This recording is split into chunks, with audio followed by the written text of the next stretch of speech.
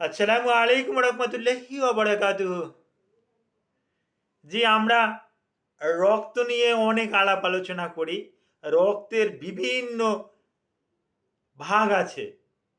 তবে মূলত আমরা চিকিৎসকরা কিন্তু রক্তটাকে কিন্তু ৩ টে ভাগে ভাগ করে থাকি। একটা ভাগের আবার ক্লাসিফিকেশন আছে। কিন্তু মূল ভাগ কিন্তু ৩ টা। এই ৩ টে ভাগ কি? ৩ টে ভাগ প্রথম হলো আরবিসি, রেড ব্লাড কার্পারসেল। এখানে কিন্তু হিমোগ্লোবিনটা আমরা দেখতে পারি। Number 2 WBC. এই ডব্লিউবিসি মানে হোয়াইট ব্লাড কার্পারসেল। এখানে কিন্তু আমরা নিউট্রোফিল, ব্যাসোফিল, ইসোনোফিল ইত্যাদি দেখতে পারি। আর একটার নাম প্লাটিলেট, যেটাকে আমরা রক্তরস বা অনুচক্রিকা বলে থাকি।